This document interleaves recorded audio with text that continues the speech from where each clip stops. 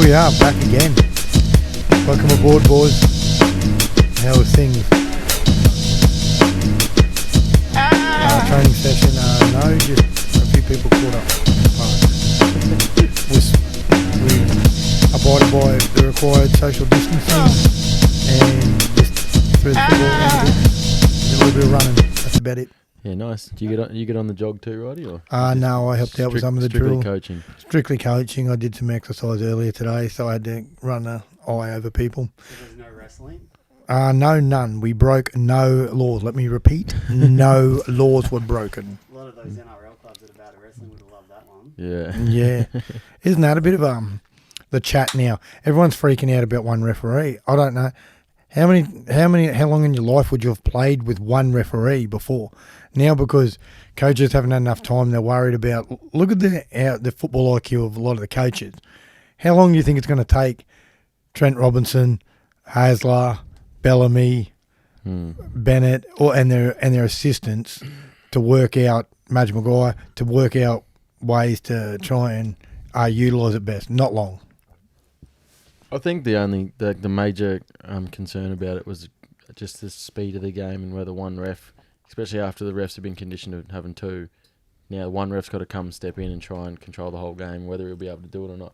And if it's just going to park now one end, calling ruck infringements all day and having 6 to go. Yeah, well, if we're not talking about a week's already won, I guess it's got yeah. So can you intro that, please? Here we have the second best 5'8" in the history of the North Queensland Cowboys, as being decided by a poll as we speak. Dave Myles, thanks for coming on board, mate. Yeah, you're welcome, Roddy. Thanks for having me. Yeah, no drama. Another thing you and Freddie have in common, both former USA internationals too. Didn't get a chance to play together. Yeah. No, we didn't. He helped you qualify, and then you just sponged off that, and just. Can you picture if you had him, Pito, BJ Leilua, Maitland in that 2013 side? Mate, so it's like Matty and Peterson and all that. They're that shark going through, and the me and off out, they're just those sucker fish that come on and just touch themselves to the right after. That's good work, though. That's good, smart. That's good. Use those techniques many a time in life. Just jump in and take that spot. So, Milesy, this week, you got did you get the text or the call from Right Man about this? I got a message, I think, earlier in the week, and then I got followed up with a phone call. Yeah. So I'm happy to help out. I think you guys are doing a good thing, and the more we can talk about footy, the better, I think. Yeah. And how you've been going through all this COVID shit? Mate, well, yeah, look, it's been challenging with the kids, that's for sure, but homeschooling. But, mate, business, everything, it's just life, right? You just got to get on with it. There's no point whinging about it. You just make a plan, stick to it, and keep pushing forward. Yeah, for sure. And what about the lack of sports and betting in rugby league? Yeah, that's been tough. Yeah, the no sports, what do you do on a Saturday arvo? Yeah. Look, it's been challenging, but hopefully we're on the way through. What, we've got 2 weeks to go till footy. That's very soon. Yeah, Thursday week. Yeah, which is great. And then, for me, we've got young kids, so just having them back at sport too. I coach their footy sides and soccer and cricket. Just having them back into normality. We're looking forward to that. And your youngest boys, they play over at Graceville Juniors? Yeah, South Graceville. Yeah, so now the Normby Hounds have come over, so we're the South Graceville Hounds now. They've saved our bacon, to be honest. Roddy loves the Hounds. Yeah. Oh, they've been great. They've been great for our club. Good bunch of guys. Yeah, we're getting Luke Schramer on in a few weeks. Oh, yeah? Yeah. So that'd be good. How did that go down with the faithful? Because I know in those sort of situations where clubs have to merge or become part of another in any way, there's always people that would prefer to go alone and end up dying in the arse than keep some of their identity, share their identity with another club. Yeah, well, I think that's just short-sighted at the end of the day. You got to look at what's it. It's a community club. It's there for anybody to play rugby league. We want more kids to play rugby league. So I think putting personal agendas in front of that's just silly. At the end of the day, we want somewhere where we can have boys and girls to experience our great game and hopefully continue on. It is just one-eyed too. There's people who have that sort of opinion of like, obviously you want to see your team succeed in that, but if being that one-eyed is just going to lead you to failure, whereas if it's a forming of two clubs that needs to happen to make the game better or to make the clubs better and give more opportunity to more people, it's probably the smartest thing you got to do, and you just got to do it. And it's been successful over time. Like the sides in the NRL now who are still merger sides that are still going strong. So there's plenty of Illawarra juniors that come up and play with the ranks at St George Illawarra. A lot of the young guys that come through, they probably wouldn't remember the Steelers being a standalone entity in the NRL, and things like that. Like you've all said, you got to put aside personal agendas, and just for the betterment of the game, to exist in some format is better than dying in the arse. Yeah. You know, that's it. Back when you're a former Charger, Dave. Yeah. That year, when was it? 98, your season there, your breakthrough season, when you first played first grade. I remember at the end of that year, they offered to, they were going to merge with the year before with the Hunter Mariners, the year before you went there.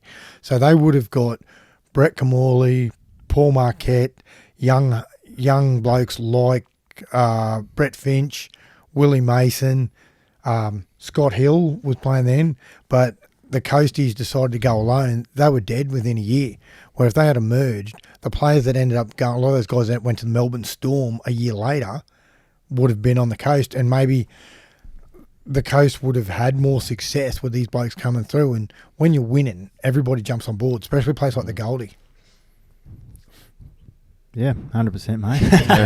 No, you just answer your own question. Before the Chargers, what club got you? What was their Crushers? Yeah, I was at the Crushers. I think I was 16 odd. I think when I signed their first deal, and there for 3 years till they folded.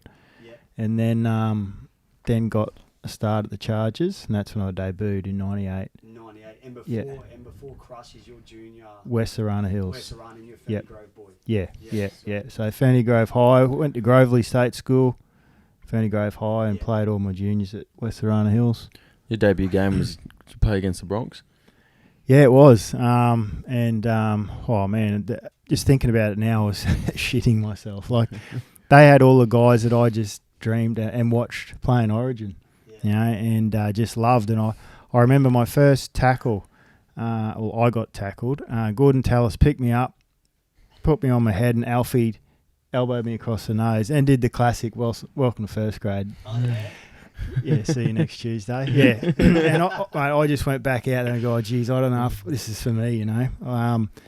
They put the sword to us and give it to us. And then the next week we played Canberra.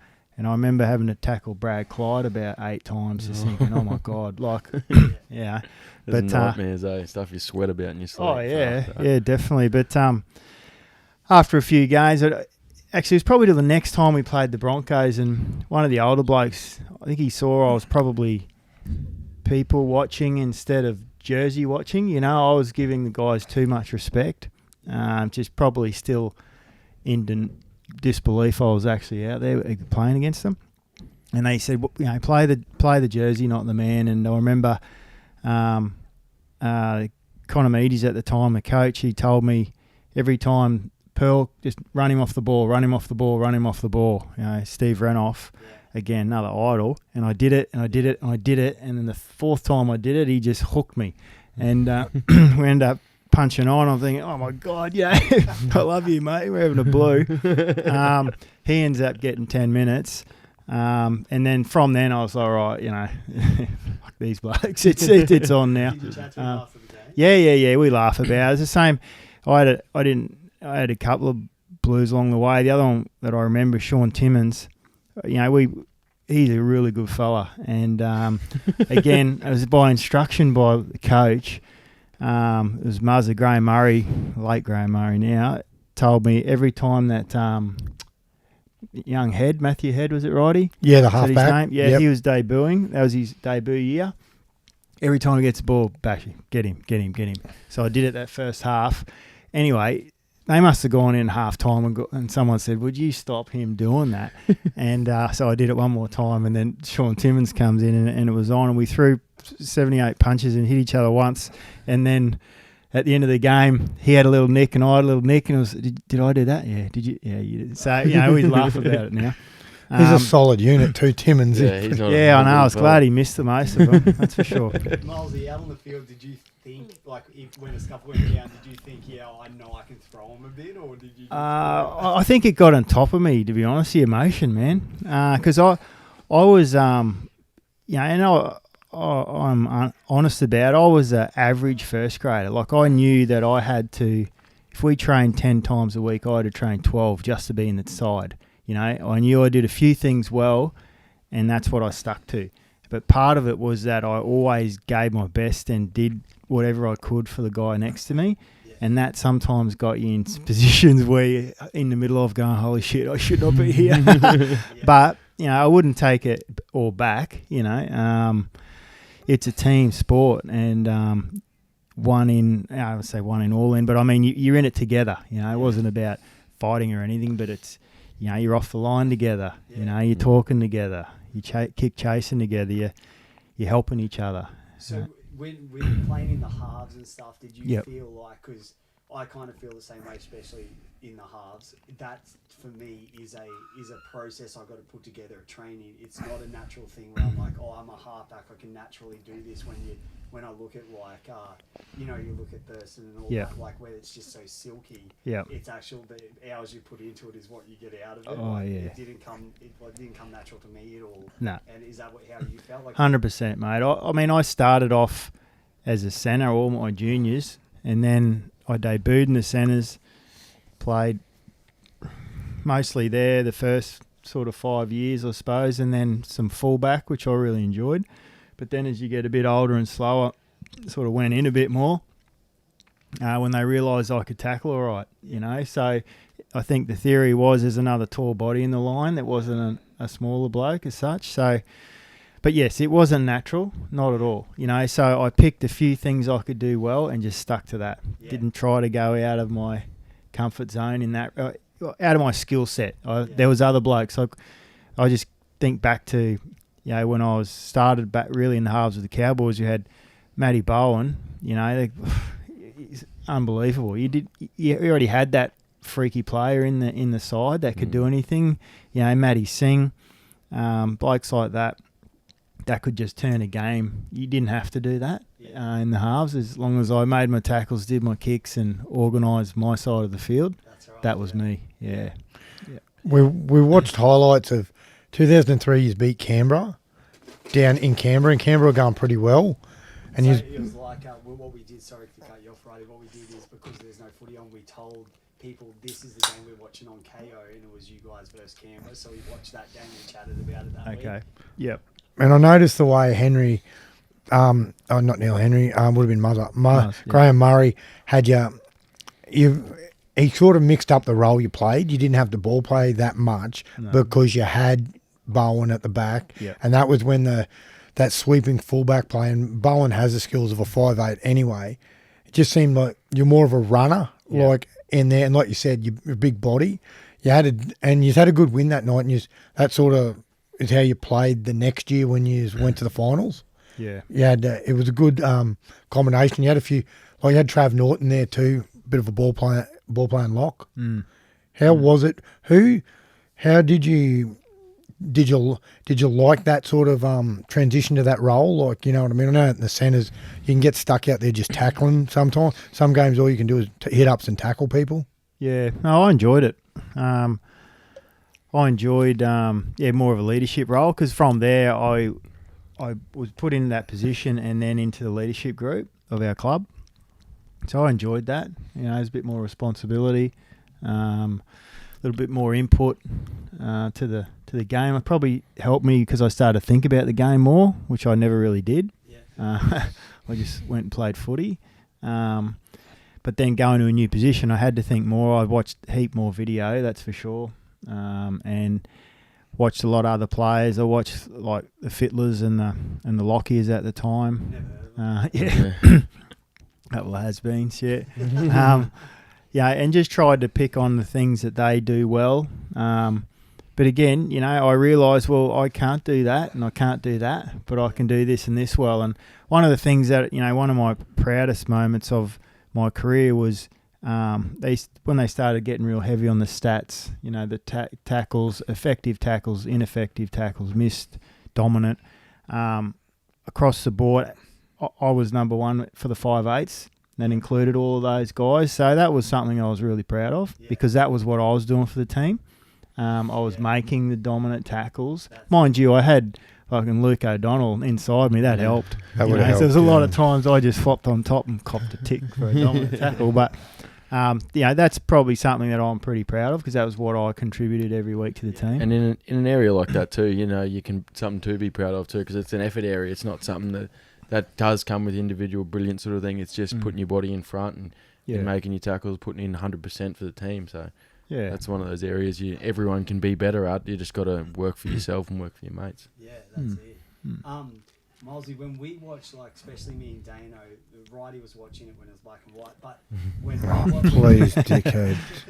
When we watched, those games, I don't know what Dano thinks, but the late 90s, the early 2000s on KO and stuff, I watch it thinking, fuck, this is the best football. Even since watching it from then on to now, being a part of it, do you watch what they're putting out now and go, no, I like the era that I played in? Or? Yeah, there's certain areas, that's for sure. I think a lot of there's areas that I miss out of the game, and I think that the toughness side of things, I mean, it's there, but it's a different toughness. I look at, I just think that there's more individuals now than when I played. I felt like it was, okay, if we all had to have I don't know if you want to go or not, but we all had a flu shot. Well, everyone would have a flu shot. Yeah. Do you know what I mean? There'd be no, and not disrespecting to anyone's partners or views or whatever, but this is my job, this is my role. Yeah. If I'm a fireman, I have to have a flu shot. If I'm a police, actually I'm not sure of police, but nurses, you got to have a flu shot, right? Same person Yeah, flu shots, that's right. So that would never have happened. It just wouldn't have happened because. For one of the older blokes would have gone back, take the flu shot, dickhead, because we can't play. Which is how it should be. And I heard on the radio Wade Graham was talking to the boys on Triple M. He said if it was someone in my side, he said we don't have a problem here at Cronulla. Everyone's gone and got the jab. But he said if it was a player in my side, I'd just pull him aside and say, mate, is there a decent reason you don't want to get the flu jab? You have medical reasons, whatnot. And he said if there wasn't, I'd tell him, say, mate, it's a team sport. We all do shit we don't want to do for each other. Just go and get the jab. But if it was religious, something like that, he said I'd leave it alone. But he said that's my role as a club captain. I'd pull him aside and say, mate, we're here. Everyone's putting in, and you're the reason we're fucking sitting on the pine at the moment. So and that comes down to the leaders, like Milesy saying that, you look up to these blokes. You're at the Cows, right, when you were playing it, and you had blokes like Kevin Campion, things like that, all those sort of, and blokes that if he told you to have Bowman. Bowman, Bear, your mate Big Ra, things like that. Definitely. You have to do that. Even at our level, I would do something if I was playing. I would do something even if I didn't want to do it because we're all buying in. Because I didn't want to be known as the bloke who didn't want to do it, unless it was morally offensive with you. The thing with Cartwright is, no offence to his beliefs, he has his beliefs, but it's just turned out it's got hypocritical. One minute he couldn't, he was against it. Now he goes and gets a medical certificate so he couldn't do it. Do that in the beginning. It's like you've gone and found an out clause. 100%. He's taking the piss out of his teammates, the club, the fans, the government. Honestly, they've just found a loophole, and then here you go. That's probably the main reason he's been training with the second side too. Definitely. If you're a player, I don't care what anyone says on the front. They're going, I don't want to play this bloke because who is he going to be there after we've done 10 tackles in a row on the line and making that extra effort? Well, let's face it. I've seen Cartwright play a lot of footy in the last couple of years. I haven't seen him make a lot of tackles, that's for sure. That was the worst thing he ever did, was going there. I don't know why. When he was at Penrith, he was going half alright, and then he comes over to the Gold Coast and just, I don't know, thinks he's on a holiday and just sort of parked it up. He said, I'm on my 700 a year or whatever it is, 650. Yeah. And if I was him on 700 and all I had to do was get the flu shot to keep that, fuck me, I'd be getting the jab straight away before Easily. I realise I can't tackle for shit anymore. Oh, fucking hell. Like that. Jab me in my penis hole. Yeah. Anywhere, just You put it in do. me. You like to do stuff like that anyway. That's your go, man. Yeah, but it's not usually the flu shot. You know? Yeah. And Milesy, your last team was Titans. Yep. You finished up with the Titans. Yeah, Was 07. Peterson there as well. Yeah, Peter was there. Oh, Yeah. Yeah, no, he's a good fella, Peter. He's a good value. Yeah, and what Slowest winger in the NRL. Mate, he will openly tell you that. I don't know how many games he played. Did he play 100? Did he? Yeah, he would. He was Yeah, a probably. he was Yeah, a- so he was he. a para early. If he's honest, he will say that he played 50 of those games because he could tackle. He could count 1 to 6 at training, mate. Every tackle. You know, the coach says to the wingers, "Count the tackles," mate. He did Yep. it so loud every fucking time that the coaches just thought he was awesome. Right, He openly admits that he reckons that got him another 50 games. He's one of my more favourite teammates I've had. Yeah. Like he is what he is.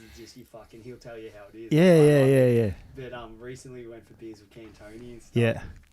And I think I've told this story before. I find it hilarious. But he was talking about it because he had his double hip replacement. Yeah. And he said that like one doctor was like, "Oh no, we'll just see with physio and stuff how you get through it." And then he goes to a proper specialist and shit. It's like, "Mate, your hips are fucked. Yeah. You need the double hip replacement." Yeah. And Yeah. then with the same specialist, he's like, "Oh, so how do you reckon I'm gonna do with my knee?" And he goes, "Your knee's fucked, bro. Yeah.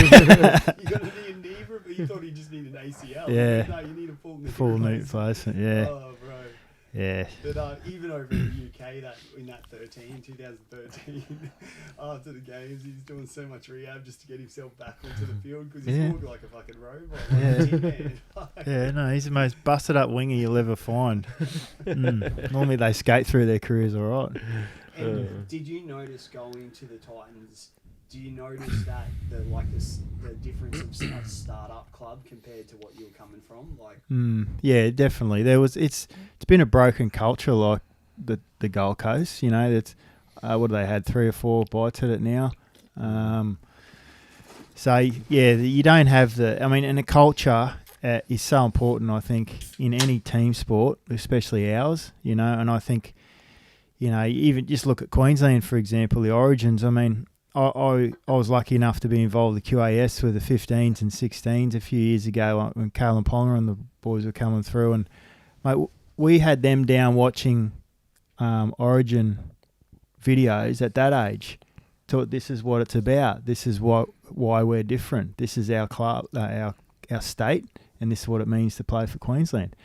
So starting new clubs difficult, especially when there's not the strong leadership. And like anything, you can look at our game at the moment.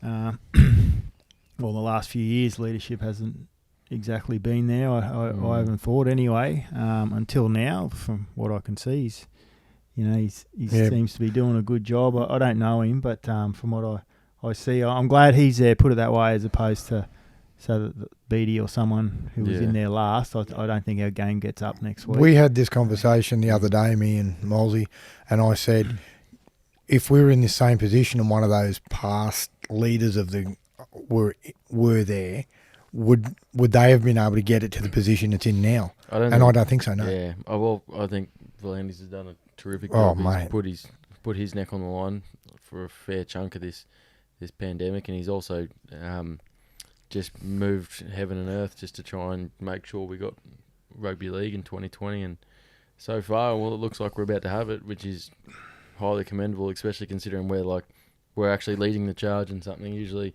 the NRL sort of just polders along. We get shit done, but not usually leading the charge, especially when you look at other sports who have a lot more money, like the AFL and that sort of stuff. Just for us to be up and going next week and have footy back is sweet. I can't wait. And they're carrying on the points, eh?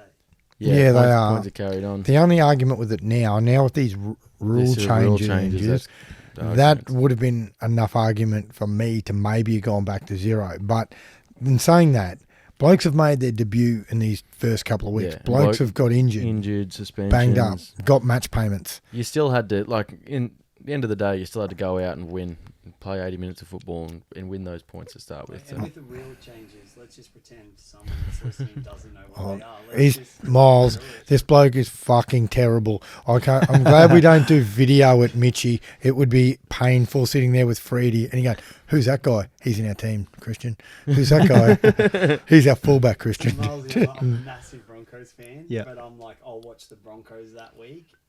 Every Friday, and they played every Friday night, so you don't need the next three. Yeah. So I'll watch when Fox Sports was on, because on Fox Element, I always used to watch the highlights and stuff. Yep. But I'm just, but that's why I think I like your era so. Yep. Because I know all the players from that. Yeah. I knew I used to watch it religiously because you'd go to school and if you didn't know, you'd get paid out. Like, you didn't see that game, you didn't see that. But now that I'm 30 as fuck, you don't. I watch the Bronx and probably cruise on the other games. But these guys are like encyclopedias, so that's why they're here. Yeah. And I'm just here because I've got the house and the computer. I've got worse since I've become a coach. Little things I delve into. Level 2 coach. Level 2 coach. Yeah. Level 2, you know that, Miles? Level 2 coach. Yeah, no, I didn't know that. Level 2 coach. Plug your resume, right? Coaching, yeah. Head of football for the Uruguayan Rugby League 2. Probably didn't know that one either. But No, I didn't know that one. Yeah. So, yeah. A few things been happening in the pipeline. Yeah, I haven't seen you for a while. And then, and those things like, I don't know, like little things like that, like blokes like Miles in that know, like when you're in a system a bit and you're not taught at certain levels, like you boys played some good levels of footy, like not turning your shoulders in, not getting caught out, always looking after your inside man and things like that. We've got to drum some of those things into the boys and girls as they're getting older in their teens and they want to be playing footy.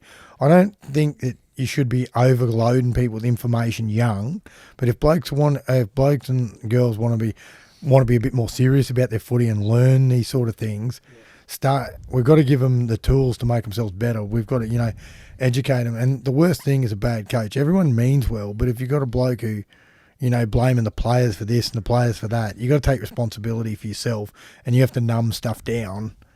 I think that goes back to a bit of also what Freddie was saying, asking Dave about his time compared to this, like the era you played in compared to the era we have now. And I think what you were saying there is like we're trying to give kids too much too early. I reckon. Like we got under 11 sides trying to run block shape, block shape.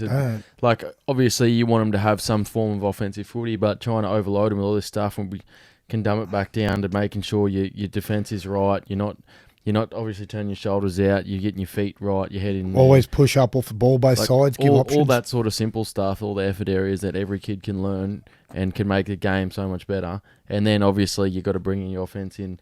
But who was the smartest coach you've ever had, Dave? straight. Neil Henry, but I only had him as an assistant coach. And you've got a different lifestyle as an assistant, and he was a Queensland assistant. He's not even a Queenslander. He's from Queanbeyan. You know what I mean? And yet he was helping Mal out in those early days. So with Neil Henry, did you find, as he being an assistant coach, did you find that he was more hands-on because head coach was like looking over the whole? That's right. Yeah. Yeah. So he played his role really well, I thought, and helped me a lot with the technical side. Again, taught me how to play a position that I'd never played before. So that was once you made the transition back into the front line, playing into this six. So he's sort of watched over you that whole transition sort of period. Yeah, basically. Yep. And again, he knew my skill set, and we just focused on it. But he was the best technical coach that I ever had. I don't know how I think he struggled with being a head coach. Yeah. He has. However, he was doing some good things with the Titans, but then I guess he would have learnt from the whole Jared Hayne thing. So with that, right, the Jared Hayne thing, yep. After the Titans, did you still continue to have something to do with the Titans as that being your last club? No. But because obviously we know Vox. Yeah. And with that Jared Hayne thing coming back, and he was like, it was the worst fucking thing that they could do. Yep. They had this this culture that they built up. Yeah. And it wasn't about like what the result was going to be, but they knew it was the long term. But then they're signing people that it's like, oh, let's get let's get that quick fix. Yeah. And Vox is like, it was cancer in the fucking system. Yeah. I think that's been the Gold Coast problem for a lot of their like this period. Obviously, they haven't had an overly great amount of success, but especially in the last few years where they've been sort of cellar dwellers, I think they're still trying to do the same thing, throw money at blokes who are playing good footy this year and just throw money at them and bring them in and not worry about culture or looking at the future, or you're signing blokes who you've already got that position filled. Like you bring Tyrone Peachy to the club because he was a New South Wales representative, and then the next year he's with you, he's playing centre a bit, he's playing lock a bit, he's come off the bench, and you bring in blokes like Shannon Boyd who has one good season at the Raiders, just throwing big money at these sort of blokes. And now you lose Jai Arrow because you haven't got enough money to go with them. You're trying to just work out simple deals, just swapping and changing, trying to get the best players in you can. But when having that bloke might not be the most beneficial for your club, it just might be like sort of a band-aid fix for the time being. Who was the bloke you enjoyed playing with the most? There's always someone that you like. As soon as you play, you roll up every week and you think, how good's this? It was a couple. I mean, when I was at the Warriors, Stacey Jones was pretty handy. That was pretty cool. Was that a good experience being over there? Oh, it was great. Yeah, I had a really good time. Good people, beautiful country. Just fucking rained too much, but it was a great experience. And we had some success there when I was there. We made the final. Well, we beat the Broncos the first time ever when I was there. It was 13-12 and Stacey kicked a field goal. Yeah, and Ben Eichen did his ACL then, and that started the decline. Did he? Yeah. So that was good. Then we made the finals the next year for the first time, which was excellent again. The whole country just got behind us. Got on stage and got to sing Slice of Heaven with Dave Dobbin when we came home. That was pretty special, mate. That is sweet. It was a good time. But Cowboys wise, like Paul Rahee, Kevin Campion, Paul Bowman, like he's just an unsung hero. I dead set love that bloke. You're still good mates now, aren't you? Oh yeah. He's probably the toughest player. Or him and Campo, the toughest players I've ever played with. They didn't say much, but when they said something, everyone shut up, and they just led by example.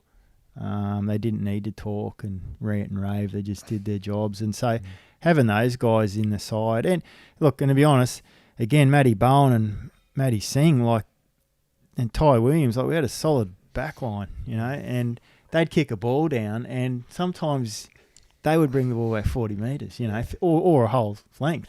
How good's this? So it was a really good time to be up there as well. On the flip side of the coin, what about the blokes you played against? Who was a bloke if you were running out and you'd think, fuck, I've got to face this bloke this week? Like, obviously you said on your debut, Gordy got a hold of you. This guy this week. Yeah. Obviously, you said on your debut, Gordy got a hold of you, and that would have been fucking terrifying. Yeah, he was scary, mate. Like that same, was that game? No, it was the second round, which I had a blue with the pearl. I remember they were coming out. It was at ANZ Stadium, that old home ground. Yeah. And it was third or fourth tackle, and I remember it was a slow play, the ball. And I remember Tallis, he was going to run, and I looked, and there was probably 2-3 metres beside me either side, and I thought, I'm posted here. And he's pointed at me and said, "You're dead, cunt." And when he was getting the ball, I was like, oh man. And anyway, they played the ball, dummy half knocked it on, and my chest went out. Yeah, lucky there, Gordy. Oh mate, I think, geez, I got dodged a bullet there. Ruben Wiki, just one night in Canberra, it's cold as heck down there, and everything hurts more in the cold, right? And one night, I reckon he hit me probably, I don't know, felt like a dozen times. It's probably only a few, but I remember I couldn't put a shirt on. I couldn't train or run till the captain's run. But there's nothing wrong with me. The doctor reckons there's nothing broke. It was just, mate, it was just, just couldn't twist, couldn't put a shirt on. So, yeah, he was tough. Petro, he's the only bloke I reckon I ever tackled that it hurt to tackle him. You know? Like, when you're defending, you can try and whack somebody. Yeah. Not that I ever really did, but you try. And he actually hurt to tackle. You know? I don't know, he's just a rock. So yeah, all these big forwards, mate. I try to stay away from it. That's what, it's like when people ask me, they're like, "Oh, so who's harder? Like, who's more tough to play, the Aussies or the New Zealanders?" I'm like, the Papua New Guineans, motherfucker. Yeah. Like, they're the worst. Yeah, it is just it's not like you got perfect technique with the Aussies and the New Zealanders and stuff, and then but the Papua New Guineans, they don't care. It's just fucking flat out, and they're like something else. And like I said, like some of the people that I say tackle, I attempt to tackle, and it hurts. It's fucking well, they have no fear, like, and if you a lot of the time there's that little bit of self-preservation, when we play footy, but they don't have it. They just don't have it. It'd be good to see once they get. Obviously, they've come a long way already, and they've been doing good things in the international game. But once they obviously develop in the next stage, like sides like Tonga and Samoa and that sort of have, they'll go a long way once they get a bit more footy under their feet. Because obviously, as you're saying, they've got no fear. They're fast. They're strong. They're all built like brick shit houses. Like once they get that footy into them, they'll be damn near unstoppable. So. Yeah, when you were at Arana, Milesy, did you know you knew that you're headed for first grade? No. I remember I had a coach. I was probably 14 or 15. No, it must have been 15. It must have been under 14s. And I remember all these guys making these rep teams, and I never made them. And I used to think, I'm better than them. I thought I was better than them. And I remember the coach. I said it to him once, and he said, "Mate, you know what your problem is you've got it all, but you need to train better." And I sort of took it on board, but then I asked him, "What do you mean?" He said, "Well, when I say go around the cone," he said, "naturally you're better than anyone here, but you don't go around the cone. Yeah. Well, when we do go to the line, you stop a metre short." And it really stuck with me, and because I was captain of that team, and so anyway, I just made a decision that I'm gonna run through every line, go around every cone. If we did 10, I might do 11. I just made it, and from that I still remember, and like I mentioned before, that I had to train more to stay in the sides. Well, I reckon I built that work ethic then, and it carried me through. Because the blokes who made the Queensland 12s and 13s, there was only 2 that stayed there by the time I got there in 17s, and that was a bloke called Darren Lockyer and the other was Ben Eichen. Yeah. 2 fairly handy players, right? Yeah, right. So and then when I made that first one in 17s, by the time from there to first grade, I think only 5 of us went on. Yeah. And again, those 2 were a couple of them. Yeah. So because what happened, the bigger, faster kids, which I was heading towards, because I was always tall and pretty quick.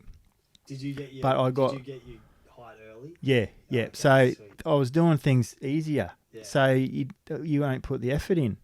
But when I made that decision, you found all the guys that were making those sides early on, they didn't have that work ethic. And the younger guys that were grinding, eventually they catch them, right? Catch up. And then they're not as big anymore. It doesn't matter if they're as big, as these guys are as strong or as tough or condition-wise, and they pass them. You come back to the field a bit too. You see it even in juniors, like even not even playing at a high level, but like in younger grades, like when I was coming through juniors, there was always a few giant kids. Like I played Were you a giant back then, Dano? No, I was a fucking twig till I was about 16, But there was a couple of giant kids. Like I played all my juniors mostly at Valleys or at Norths playing Premier grade, and I was 30 kilos in under 11s, 12s and that.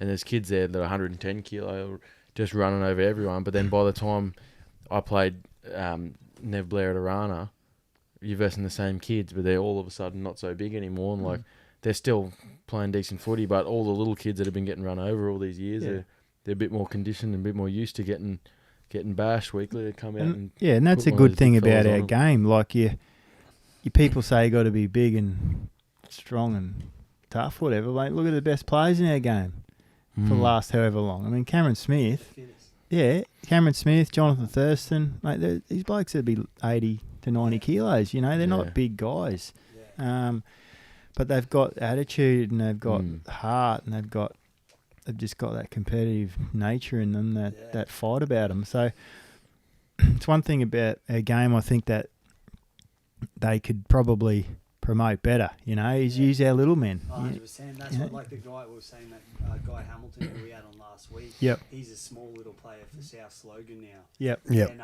what I mentioned to him as well is I had the same kind of attitude where I was like, I'll just fucking bust my nuts off.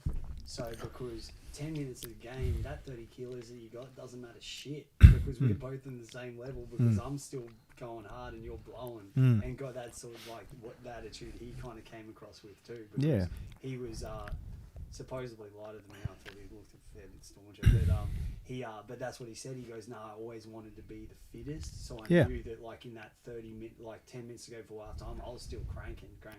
Well, that's a great attitude to hear that he's got because I remember Billy Johnson. He was our trainer at the Cowboys, and then I thought I got away from him, and the fucking bastard followed us to the Titans.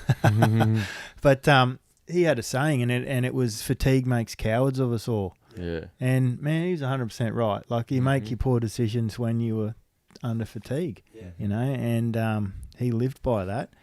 And, you know, it was certainly the fittest that I'd ever been in those days. And no truer statement was ever spoken. You get there in the preseason, you think you're going all right, and then you get into your first, second, third sessions of preseason, and you're thinking, fuck, where's mummy? I don't want to do this shit anymore. That's what's going to test blokes out now. Everyone, majority of blokes, if you're getting paid to play sport, you're going to have trained a bit. But whether you're prepared for after another 3 weeks to go and play at your best, like you listen to different podcasts, you hear blokes talking, and they asked someone who at Manly, they said, who looked the best when they come back? And he goes, I think it was young Croker said, Tom Travojevic. I go, Tom Travojevic looked like he could play tomorrow. He looks fitter than when he left. You know, things like that. Some blokes will maintain that. Where Cohen Hess, how good a nick does he look in, Milesy? Yeah. Cohen Hess. He came back and did he ran a PB, I think it was 4 minutes 40 for his 1,200 metres. So he's moving. Yeah, the 1.2. That's his big bloke.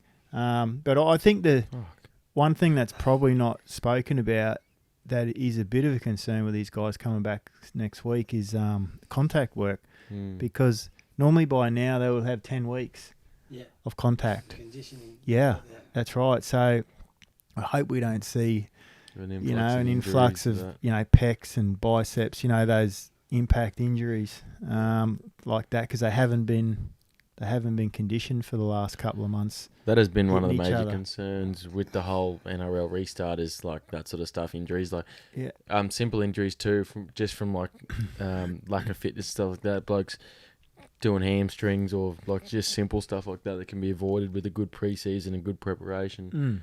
And especially contact injuries, something that can be sort of not really nullified but limited to an extent once you've had all that pre-season and your body's in tip-top shape and you're ready to go, compared to you get your 4 weeks and you got it, and most of that 4 weeks, the first week they weren't allowed to do contact at all, and you're still trying to get them fit enough to play NRL footy, so there's going to be a fucking shitload of fitness in there. It's just hard to find time to do that sort of contact stuff as well. They're going to take that few weeks for that match fitness as well. This is going to suit Melbourne to a T.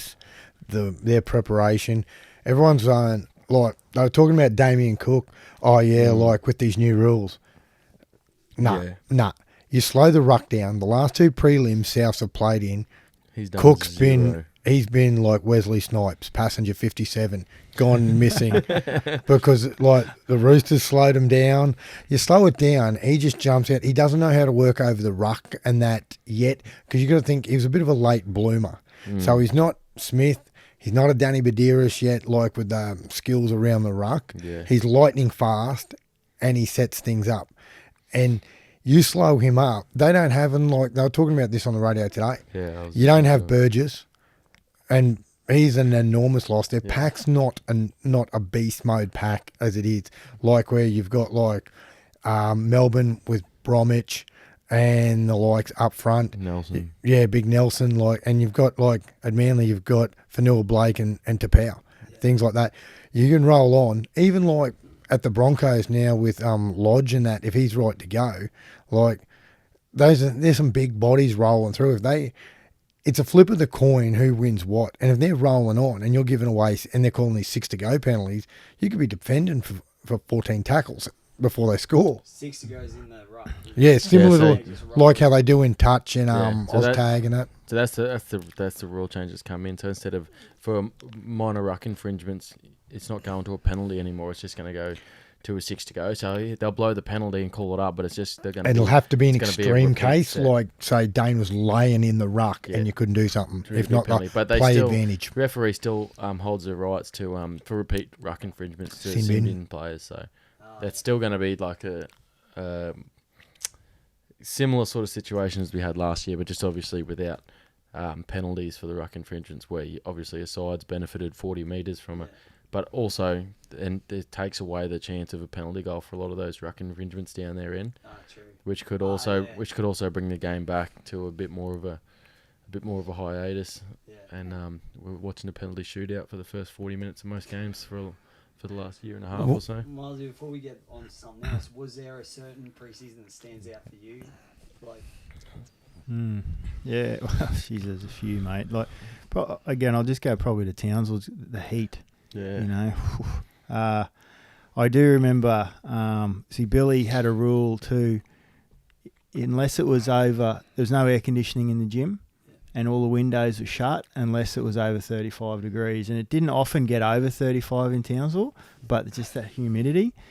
And because we train at 6 in the morning or whatever, 7, and it was just horribly, horribly hot. And the first session, we did this weight session.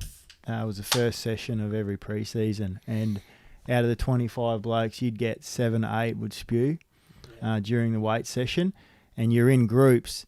And the thing was, if 3 of us are in the one group and you're spewing, that means we're not doing our thing because you haven't done yours. Penalty. So everyone, you got to jump on the rower, do a 300 in the minute, Oh, that's gross. get back into it, and then you've got 4 other groups going, and when they're ready to come, if you're dragging that, penalty. So there can be times that you can do 5 or 6, and for 300. 300 in minutes push. Oh, he's going, man. And the weights were all supersets. You know, there was no do 6 or 8 and then chat for 5 minutes, you know, and then do another one. It was just bang, bang, bang all the time. And Fuck, yeah. I remember a time we had a session. It built up to this. It was 20 minutes on the rower, 20 minutes on the bike, and 20 minutes running.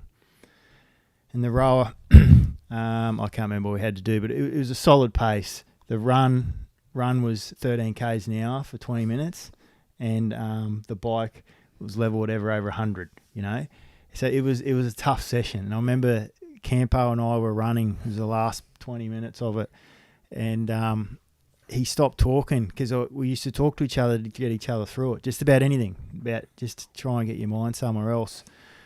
Because if you didn't do it, you didn't get a day off. You had to do an 80k bike ride. So that was your day off on a Sunday. Unreal. So fuck. it was you worked with each other, and he stopped talking. I looked over him and said, "Mate, you all right?" And he was just glazed over, and he went really pale. And then next thing, bang, he just fell, flung out the back of the off the back of the treadmill, and knocked 2 blokes off the rower beside him. Mate, Johnson come over, and Campo was sort of anyway, it took him outside.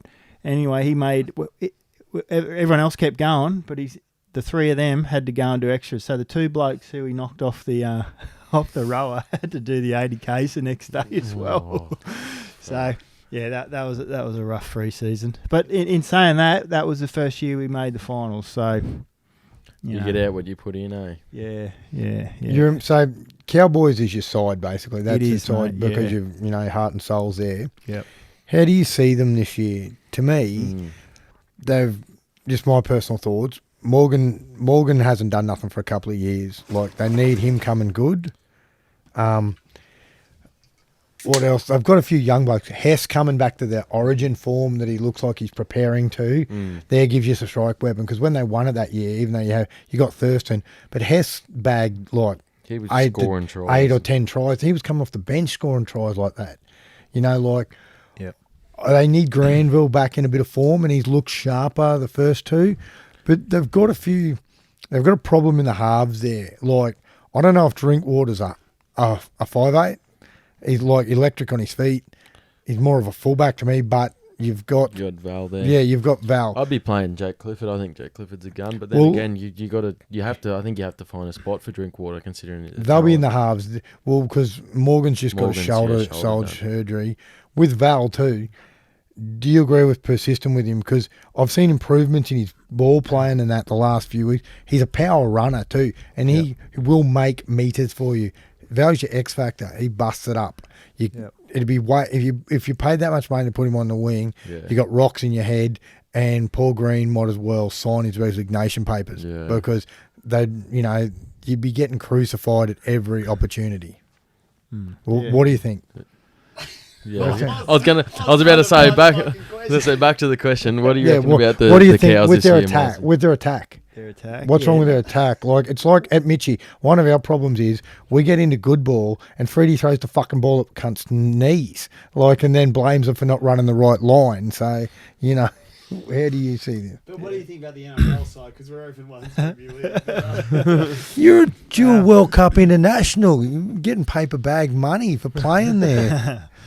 Yeah, look, I think our attack has been flat the last couple of years, that's for sure. I think we're predictable. I don't know if we had quite evolved to where we needed to after having that good run. Yep. So a little bit off the mark there, and I think a couple of guys haven't kicked on what they thought would kick on. Yep. Like Hesse has had a couple of quiet years since. And a few other blokes. And then, obviously we had an ageing pack too, and don't underestimate losing Matty Scott's a huge thing. Yeah, and huge. Jordan McLean's had some bad injuries, which has slowed him, and he's a very good front rower. Definitely. I think I like Robson. I think. Oh, the young hooker. Yep.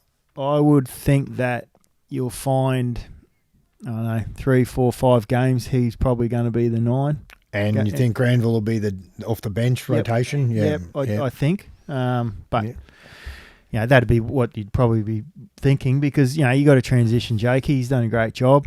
But he's getting old as we all do. So so what's Granville's been 32 this year? Is he or 30? Oh, it'd be something like that. He's played quite a lot of NRL since he's gone up there. No, he's been great for us. He's really good, dude. His running game's probably not what it used to be. No, and do you reckon with Granville, the only reason he didn't go to that extra level was game management? Do you find because I found him electric because remember at Winnie Mills fullback and he was carving us apart.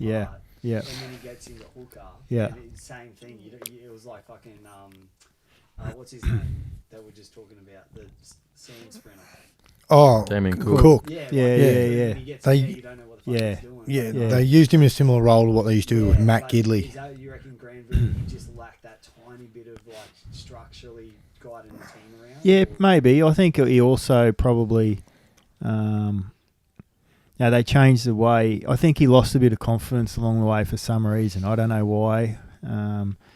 He just stopped running. That's his game. Yeah, definitely. And he just stopped it. I think it makes it easier for him too. Well, it would have made it easier, obviously, when he had Thurston in the side and obviously Morgan playing good. And those dominant front rowers creating the fast play of the ball. So he wouldn't have had to. He obviously wouldn't need to think too much about the game management side or planning footy. He just get the ball, good service to his halves, and then keep your eyes up and run when it's on. So Yeah, maybe with those sort of blokes out, and with blokes like Matt Scott and Scott Bolton and all those sort of fellas sort of coming towards the back end of their career or retiring, then you wouldn't get that much quick play the ball.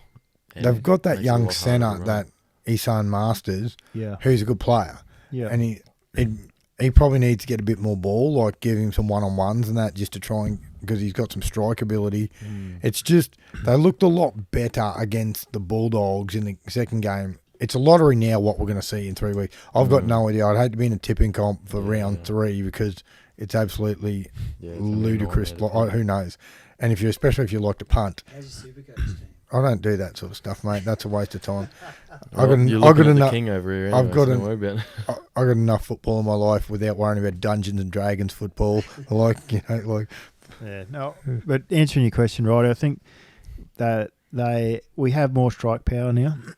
I think Drinkwater he's a footballer. Like, what does that mean? He's got a shit error in him, but he goes, give me the ball again. Yeah. You know, he did give back to me. You know, he's so, which I like, and he has a crack. So, but he doesn't drop his bundle.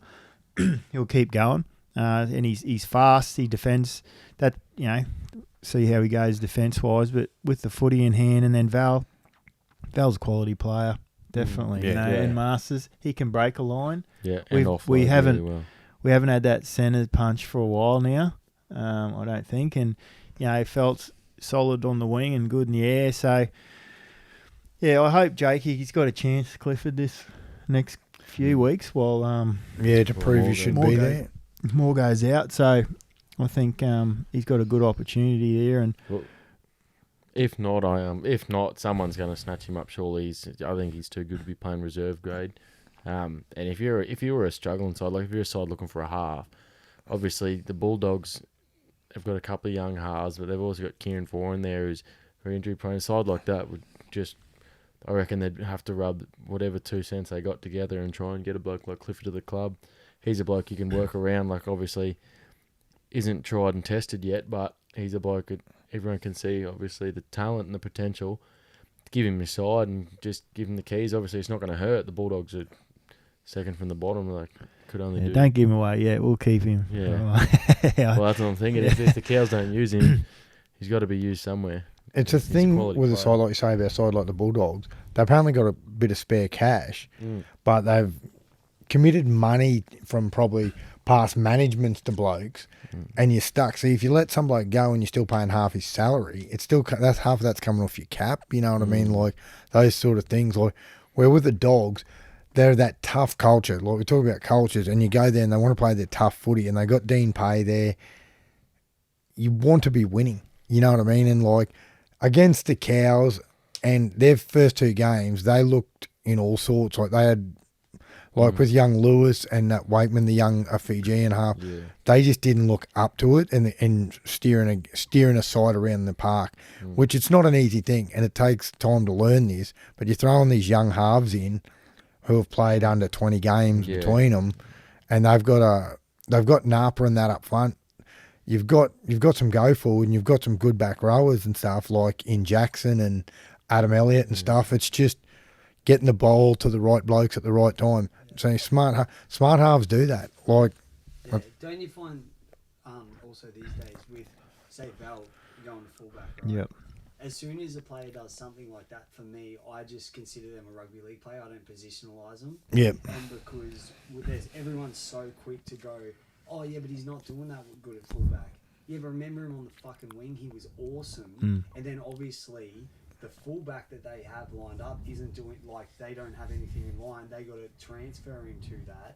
But the supporters and stuff put it on like Val. Whereas like he's got to learn that position. But like back in the day, we gave Lockyer all the time in the world to learn how to play 5'8". Yeah. You know what I mean? Like now it's just there's so much more cutthroat. Like, do you think that like it should come as it's the player saying, oh, let me be a fullback, or it's on the coach more to be, choosing those decisions? That's a good question, because at the end of the day, it's a coach's job, right? It's on the line, win or lose.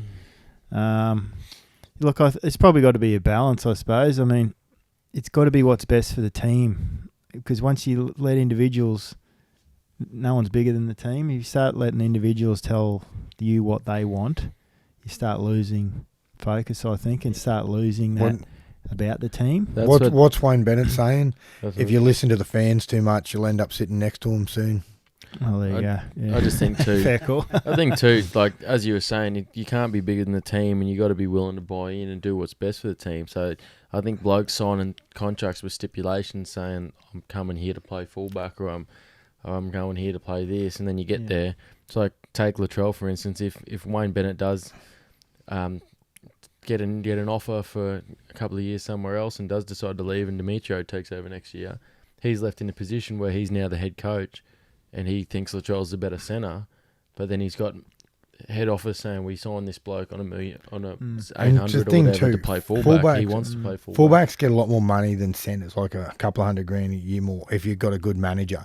So like, you get a guy like if you get a bloke in there and he's kicking stones and that, everyone says they'll do what's best for the team, but not everybody will.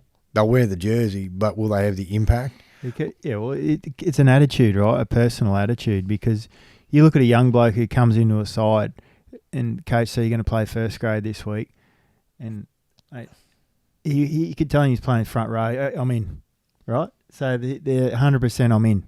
So it's that attitude, and somewhere along the line they think they start getting a bit too big, and no, I'll only play left centre. Like, we don't need a left centre.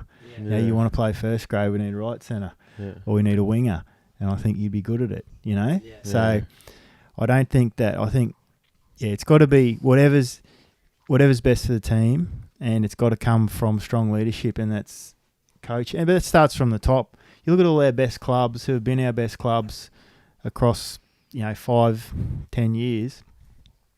Look who they got at the top, and not just the head coach, but the chairman. The quality of that person. And their leadership and their board, and then the coaching staff, and it just feeds down. I think that, and that's the problem had been a problem with our game, I think.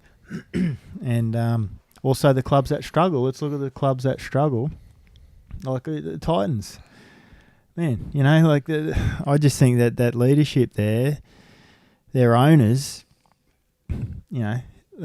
it's nothing's changed, so nothing will change. You can't expect them to be any better because nothing's changing. Other teams that are on the bottom, they're just a schmozzle. The Tigers, they're just a basket case. They got no leadership. So The Tigers have had ample opportunity to build some sort of leadership and get some sort of a obviously they got a good supporters base, but you got a good coach now, and you've got you've had that many superstar players come through your system and then go walkabout because you couldn't seem to tie them down. You're letting blokes like Marty Tapau go when he's just getting to the peak of his powers. Bloke like Tedesco, who's playing great footy, let him walk out the door. Addo Carr, the list goes on. You could name a side of ex-Tigers players that are now. And you've got Josh internationals Josh Reynolds, who's floating in out of reserve grade, getting about $600,000. We're at Tigers. Yeah. Is he off contract? No, he's still got another year. So if he plays reserves, and there was talk of trying to, I like him at hooker, eh? They just got Harry Grant over there, so I don't think there's much opportunity. They wanted to. He wanted to go back to the Dogs, but the Dogs are going to have to pick up a certain percentage of the deal, and they won't come to that because you're getting paid too much. So you'll just stick around and play. We can't even play New South Wales Cup with that not being active this year. You're just going to stand around and train till they need you. Well, even next year, you go back to Wentworthville and just stick around and do nothing. With the whole with Tigers, with the whole Farah JT thing, how do you see it? Being in the system, is it you gotta because he obviously had a lot of control over his players, Farah as being one of the players, but also the coach has to, and is that why they would have butted heads or? Oh yeah, I just yeah. Well, look, I'll try to answer this. Look at New South Wales Origin when we were dominating them, and look at their team. You had Paul Gallen, Robbie Farah, Jared Hayne, Andrew Fafita. Now they're great footballers. Don't get me wrong, they're bloody excellent footballers. But as far as human beings, not very good, right? Yeah, and I think, and if you look at our side, our Queensland side, you have Jonathan Thurston, Billy Slater, Cameron Smith, all those blokes. Like, the New South Wales blokes would all hate them, but they're all good humans, and they again put each other first and not themselves first. And I think New South Wales made a thing of picking individuals in their sides, as we pick team players. We have had players that have played, and I will get back to how this works with Farah, but in our Queensland team, who would never have played for New South Wales. So you look, Paul Bowman would have never played for New South Wales. Kevin Campion would have never played for Dallas Johnson. Yeah. Jacob Lillyman. On the flip side, I reckon Hindmarsh would have been one of Queensland's first picked. 100%. Yep, definitely. Yeah. So we picked a certain type of player, they picked a certain type of player. And that's what I think, Farah, in my opinion, sort of it got bigger. Robbie Farah became bigger than what he should have been. Yeah. And, that's an outsider's thing, and just from playing against him, I don't really know him. But that's just what I saw anyway. And then, okay, you can't just blame him. Look at his coach. He got punched in the mouth by one of his players at a Mad Monday when he was coaching South. Yeah. So obviously he's probably not doing something right either. Because I haven't heard anyone do that to Bennett or any other coach before. Maybe Righty. No, I did offer to fight half the team one night, because they were. What did they do? They took they Righty's trophy, put it on the roof. Yeah, they fucking. And then made Danny Lane cry because I called him a weak dog who fucking is a cancer to the culture or something like that. You're being a fuckwit at the moment, Righty. You got pretty serious pretty quick. It was fucking. Yeah, we better. Oh, yeah. So, Grayson Purdue, right? Oh, yeah, I just saw his name. I'm not sure who he is. Okay, what was the cultural difference between Warriors and Cowboys, and how different were the teams perceived by other teams and like the community in general, as both were pretty new and when played for them one-town teams? Yep, that's a good question. Well, if we start with the Warriors, I think the Warriors, cultural-wise, it was a lot different because there was a football culture and then there was a culture. There was the Polynesian and the Maoris and whatnot. So that was a third element into the team, which played a big part of it.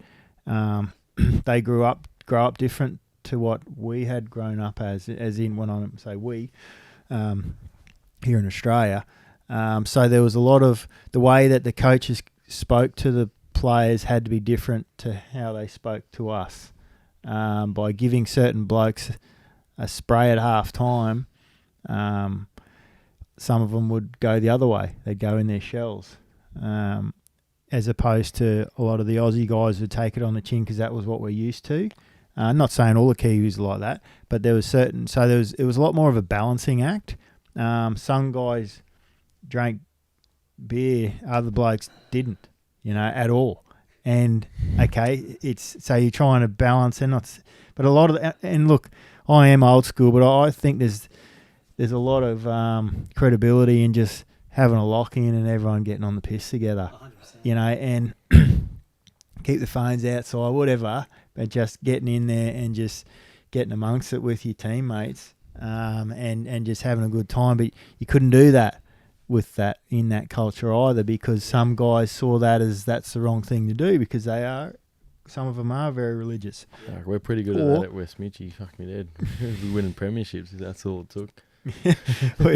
or they have strong beliefs against it, or have had bad experiences with it as well. So that was a big difference in that regard. From the one team town, obviously we were second to rugby, big time. However, geez, they were passionate, the leagueies, like really, really passionate leagueies, and very just love their team. So that was a great side of things. How team, and then I guess how when I played there, probably going there, I had the perception of if you held them for 10 or 15 minutes, they'd fold in the later half, back ends of each half. So I had that perception going there, and I guess it happened as well, and it's like one of those things. If happens, look at again, I'll pick on New South Wales, but how many times did Queensland beat them in the last 5 minutes of an Origin? Because they knew we've done it before and we were coming, So that was that. I mean, Townsville, we were really lucky, and in regards to it was pre-phones, and we were out of Sydney, so we had some bloody great times and really good people. Still a country town, people looked after each other, if somebody had a few too many, well, the club might get a call and someone would grab him and take him home and sort it out, not the police and then the media. And everyone was quite insular. There was a lot of us versus them, which was great. The fans, again, fanatic. You had people drive from Mount Isa. Phenomenal. And that's why they have to play the games on a Saturday, predominantly, is to give people time to travel to the game and travel home.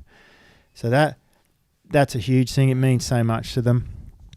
But again, up there, we probably, if you're honest, probably partied too much back when I was playing. But geez, we had a good time. Like we tell when we catch up for the old boys, and we mix with the current group, which Greeny's really good at and very supportive of. They need to know what we did before that. Yeah, look, he's done a great job, and he's focusing on improving. You have to. You got to evolve or you die, especially at that level. So he's doing a lot of work away from the club on certain aspects of himself, which is awesome. So telling the young blokes these yarns, mate, their chins are on the floor. They just can't believe it. They're just different. Like example of this would be 2017. 2017, they make the grand final, right? Unexpectedly, granted. They go back, so there's no footy trip sorted because you've made the grand final. It's too hard. We'll sort something out after. So thinking, well, if you win, well, the chairman takes care of it, and you go to Vegas like they did in 2015, right? But they lost. Dogs. So this time they lose. They go back. You have Jonathan Thurston, Matty Scott, Gavin Cooper. That's all I can think of it off the top of my head. Going, all right, boys, where's our trip away?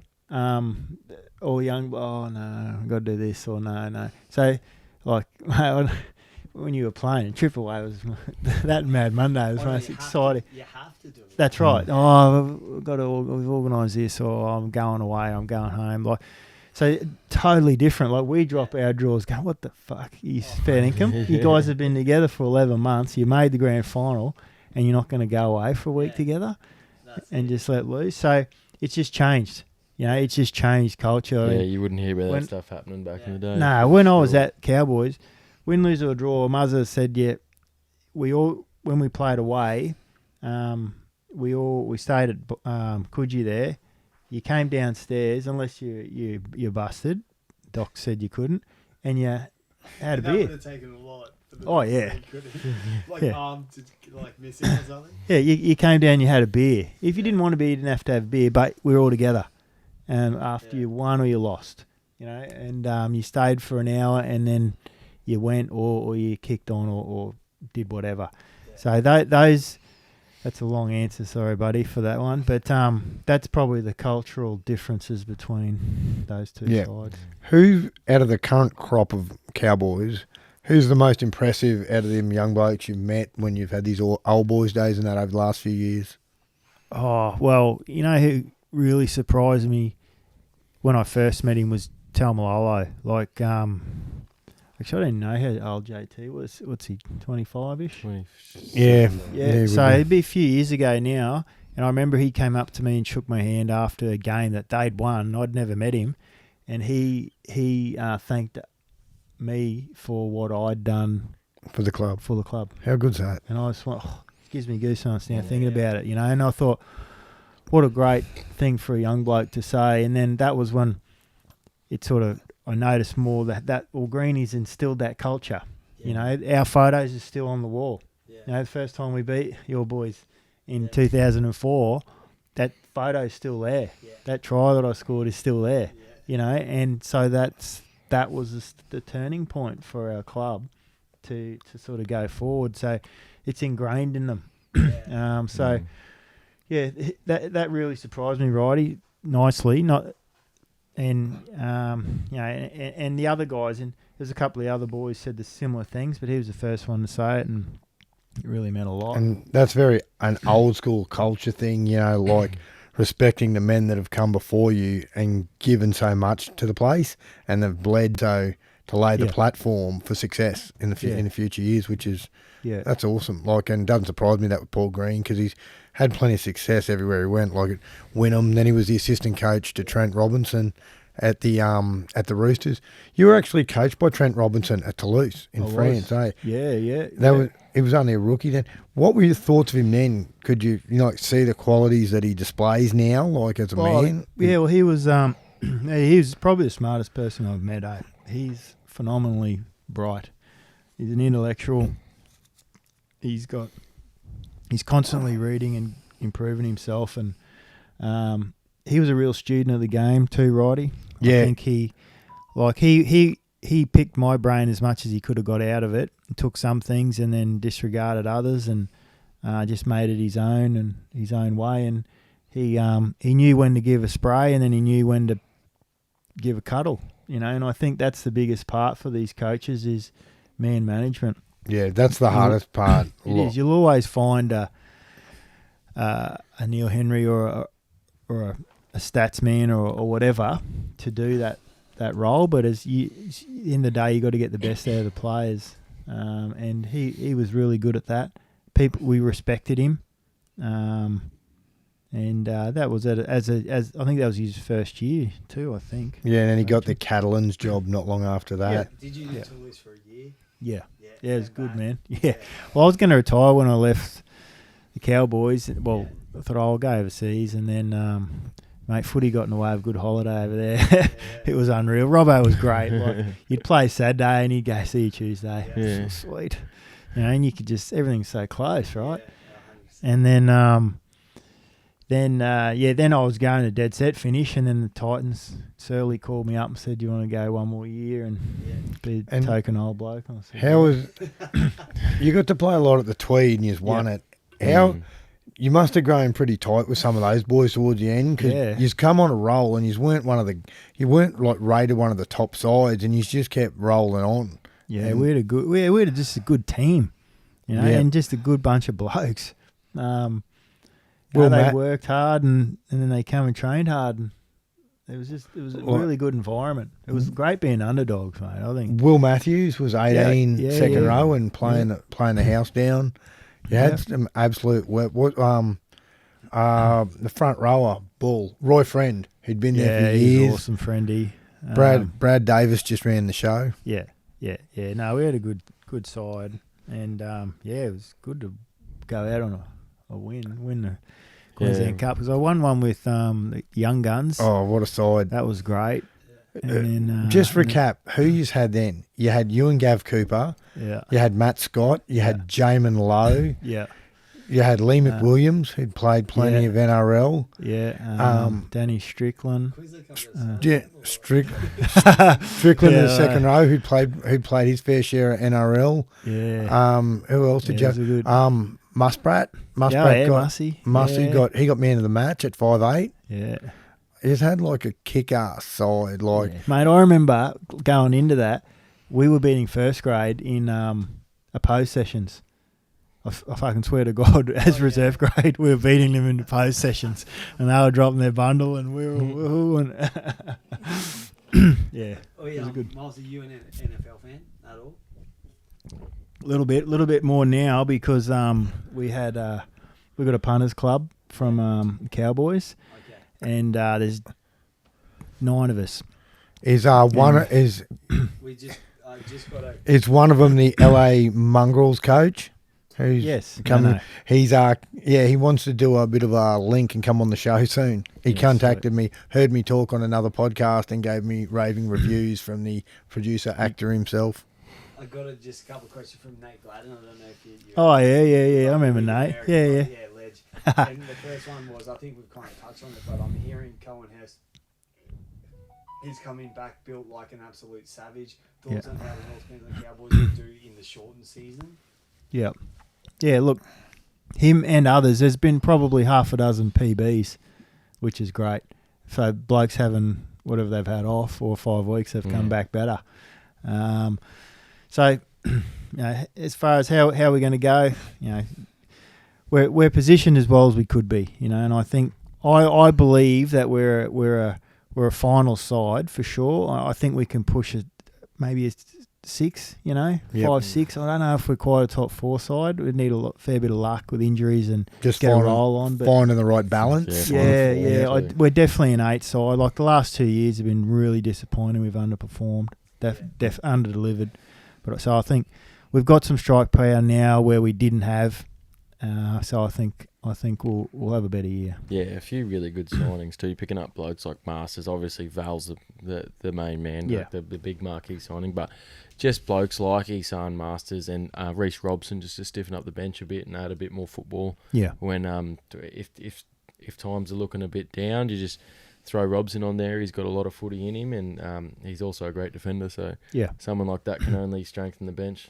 And then Nate continues with that question. He goes, if you could have played rugby league alongside any NFL player, who would it be? That's if you got enough education of it. Yeah, I haven't got that much, mate. What about Nate? Oh, no, Kelly McGill. There you go. Oh, Big Kel. On Oxycontin out on the field. Yeah. Bergs goes, has Miles ever had a nightmare where he's woken up and seen Adam Wright wearing a suit made of his own skin? He's one messed up bloke, that Boone. That was good. Good chat, Bergs. Fuck, that is some good chat. And then Laney's, I don't know what the fuck he's talking about. Yeah. That's it. Maybe Yeah. We got another one. David Ellis, Ken Milesy, strap on the boots for Mitchie. Fuck.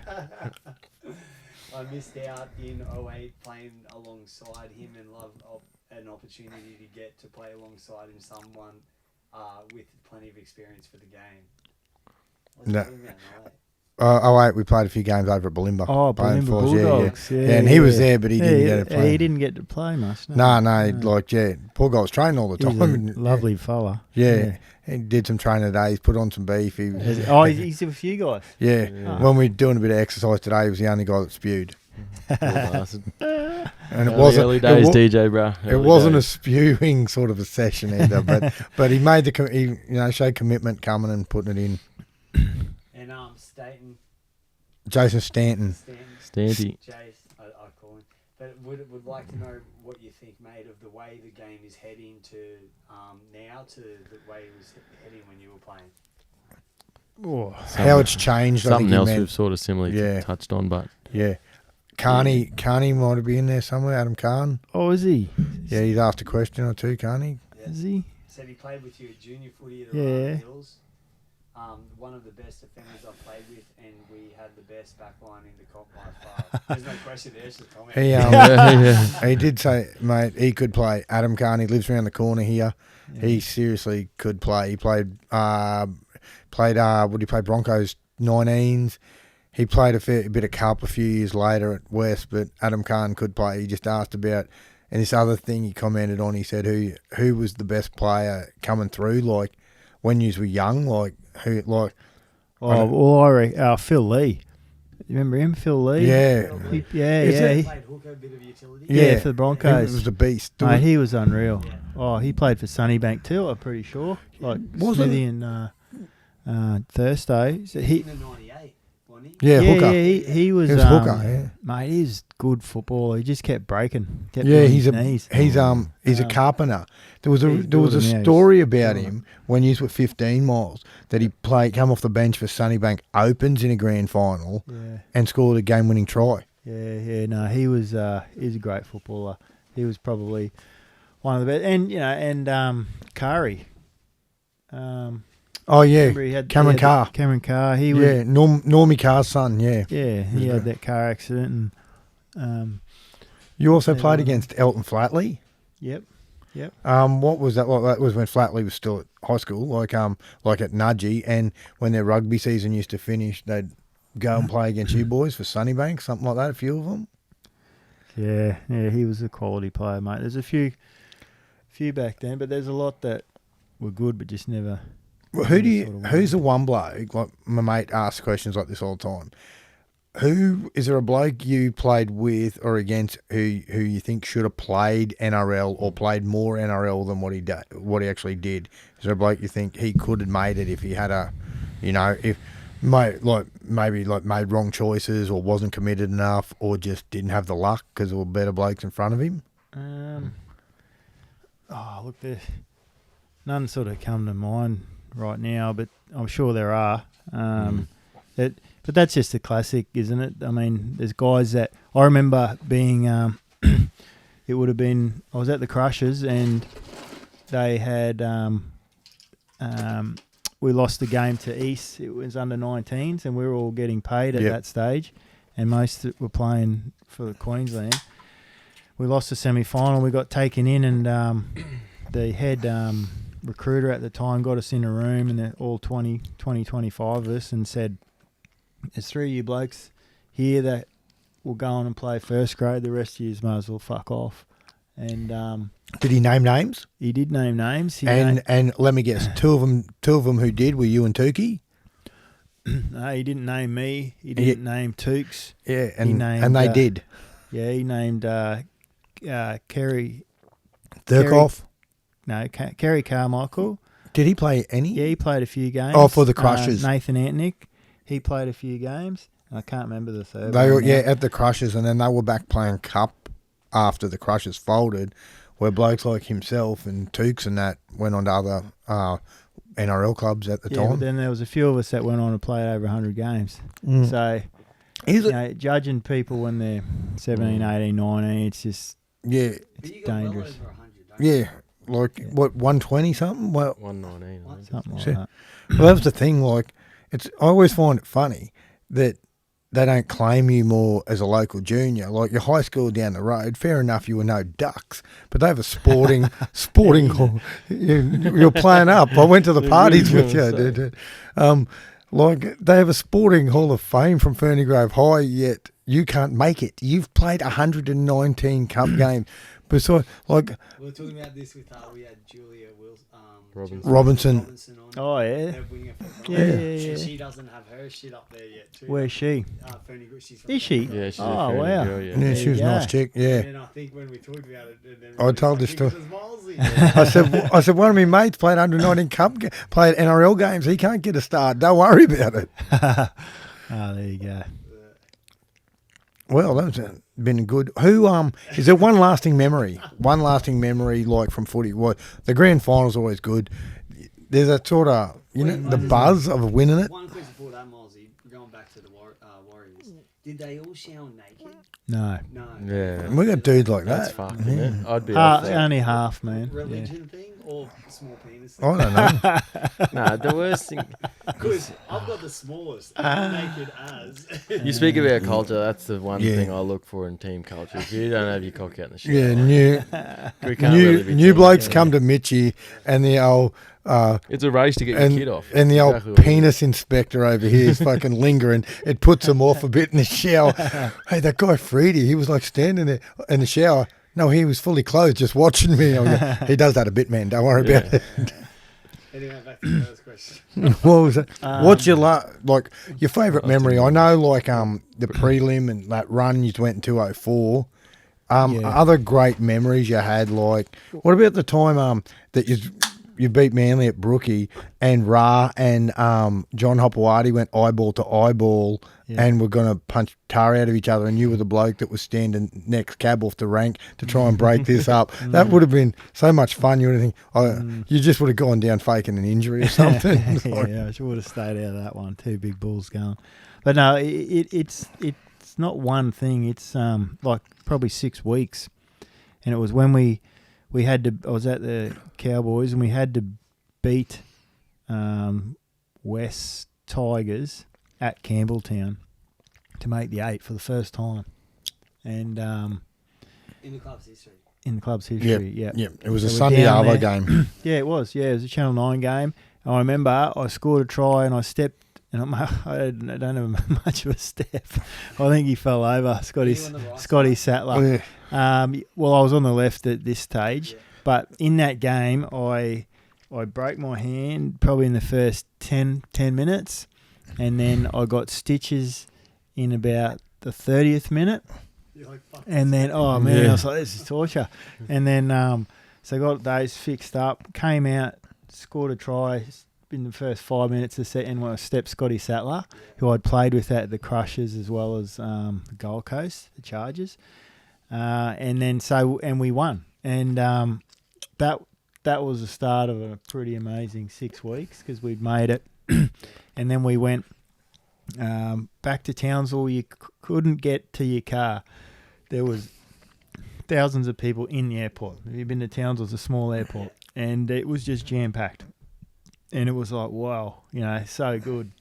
Went to training, there's 1,000 people at training, and then it was just Cowboy mania. And then we can't remember who we played next week. And then it was finals, and we had to play the Bulldogs. So we snuck in somehow 7th. Someone must have lost. And so we played the Bulldogs, who were second.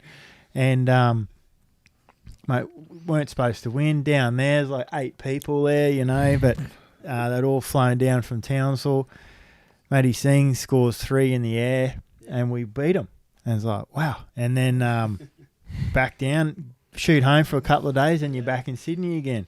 And then I remember... Shoot home, you're off the piss? No way. No, man. It was... No, we were on the piss. It was... Mad Cow Bank standard. And then it was... Mark Geyer come and spoke to us. We had to play... who are we playing the next week? Oh, the Broncos. Going to play the Broncos. Sorry. Those hacks. Yeah, and it was supposed to be in Sydney, right? Yeah. So that's right. It was supposed to be in Sydney. And then Bennett said, no, let's take it to Townsville.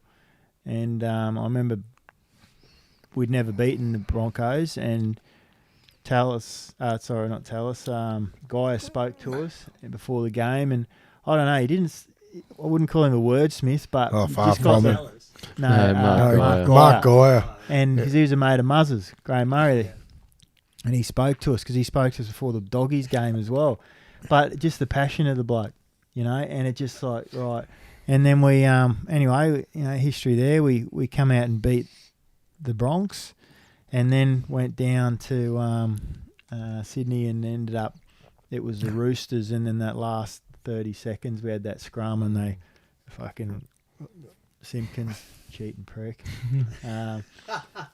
wouldn't stop the clock after Minicello knocked it on. But anyway, that's history.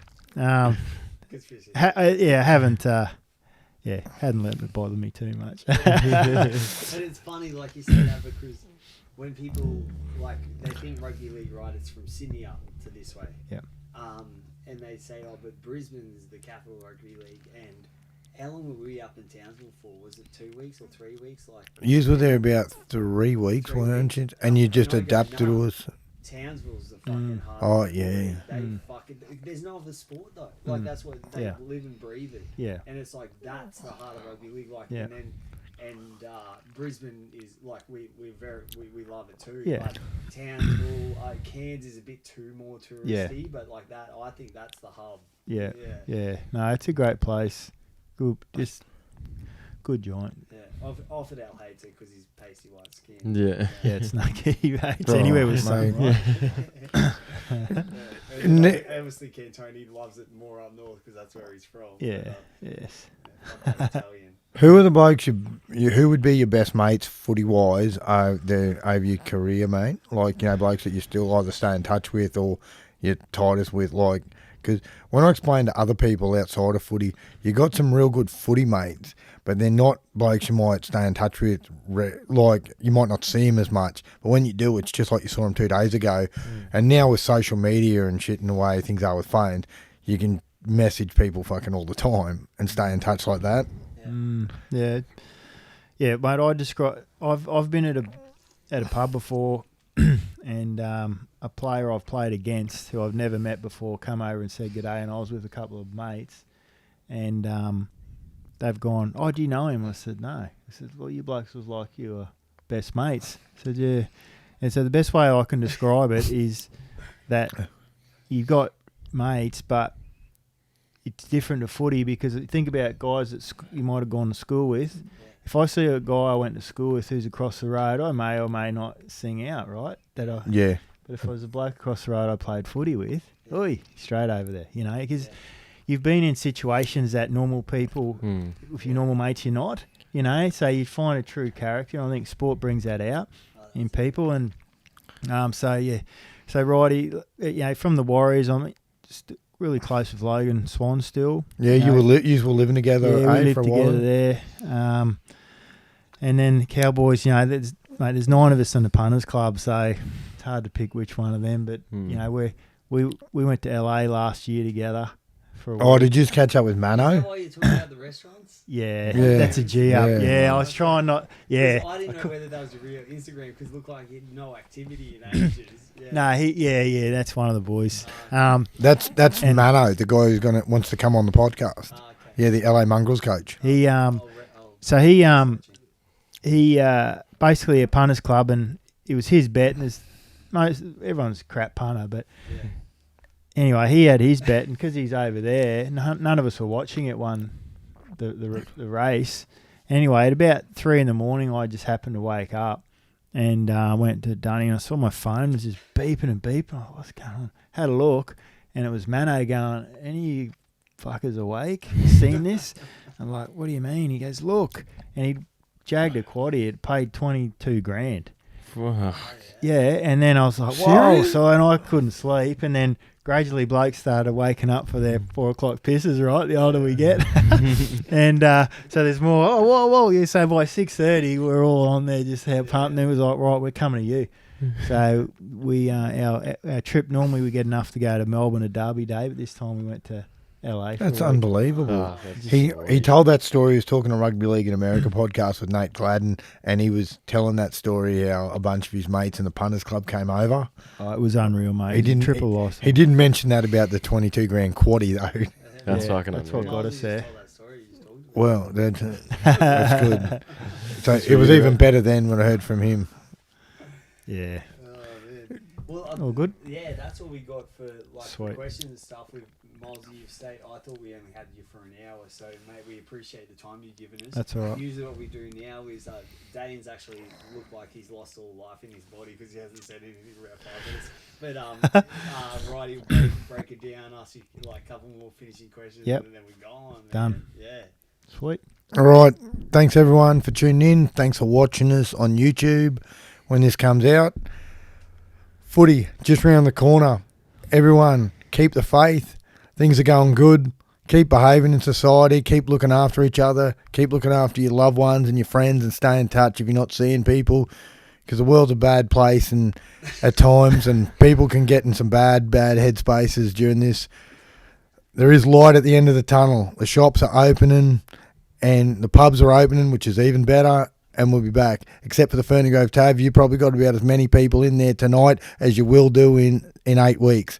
But we'll be going live from West Mitchie. We're trying to go live from the Ferny Grove Tav just to breathe some life into that poor dead shit joint. And take care. We'll be back next week. And remember, don't be a mercenary. Milesy, thanks heaps for coming, mate. Thanks You're heaps for welcome. coming on, Dave. You're a great No worries, man. boys. Thank you.